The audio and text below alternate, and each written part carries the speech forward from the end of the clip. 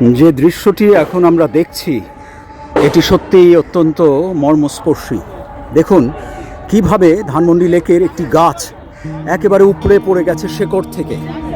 এই রাস্তা দিয়ে যেখান থেকে মানুষজন হেঁটে যায় everyday, I also cycle from this road. You can see আমি ব্রম্পটন নিয়ে এখানে থামতে বাধ্য হয়েছি, কারণ এখান থেকে সাইকেল আর যাবে না। তো গাছ, বিরাট একটি গাছ একদম শেকড় থেকে উপরে পড়ে গেছে। সেদিনের সেই মারাত্মক ঝড় এবং বৃষ্টিতে আমরা দেখছি মানুষজন এখানে কিন্তু হাঁটাহাঁটিও করছেন গাছের উপরে। This is a wonderful opportunity to be on the tree, but this is not safe as well. আর একই সাথে এটি মনে করিয়ে দিচ্ছে যে আমাদের প্রকৃতিকে আমরা কতটা অবহেলা করেছি।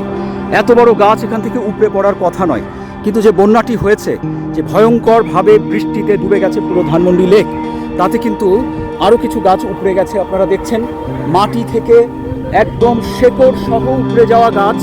এটি একেবারেই কিন্তু অপ্রত্যাশিত, কিন্তু প্রকৃতির কাছে এটি স্বাভাবিক।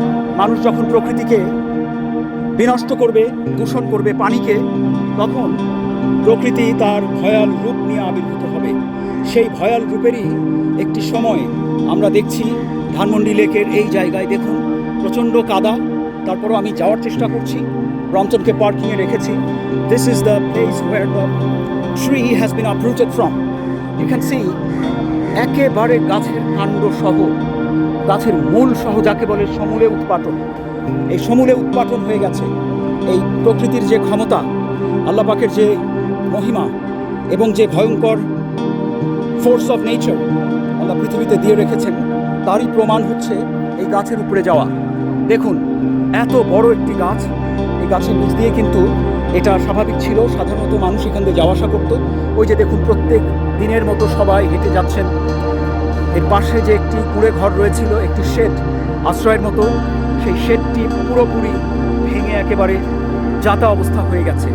এবং আপনারা দেখুন মানুষজন খুব কষ্টে মাথা নিচু করে পার হয়ে যাচ্ছেন এই প্রান্ত দিয়ে।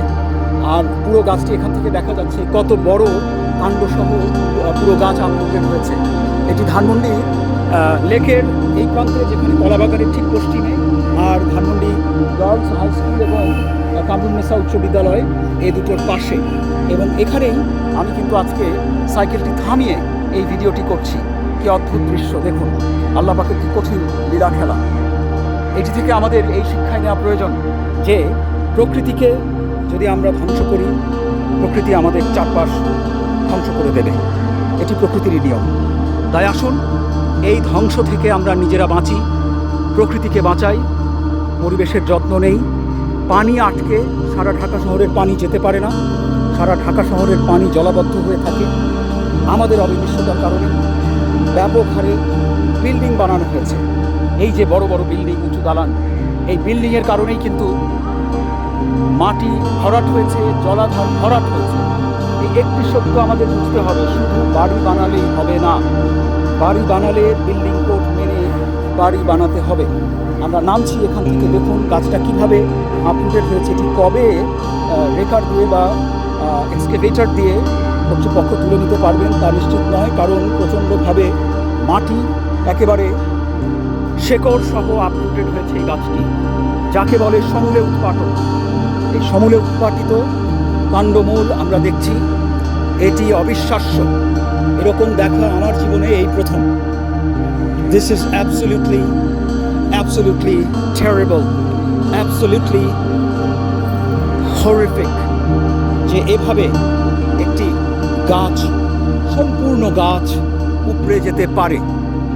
প্রচণ্ড বৃষ্টিপাতেই হয়েছে, কিছুটা ঝড়ও হয়েছে, ঝড় বৃষ্টি এই সব কিছু মিলিয়েই জীবন। এই যে আর্জেন্টিনার সমর্থক যাচ্ছেন, কিন্তু তাকেও এখান দিয়ে কষ্ট করে যেতে হলো এই ভয়ঙ্কর প্রকৃতির বিপর্যয়ের কারণে। এই যে দেখুন তারগুলো এখানে রয়ে আছে, যদি বিদ্যুতের তার হয় কতটা রিস্ক। তো এই রিস্ক নিয়েই পরিবেশকে আমরা প্রতিনিয়ত ধ্বংস করে চলেছি। পরিবেশ যখন নীরবে কাঁদবে, সাফার করবে মানুষ।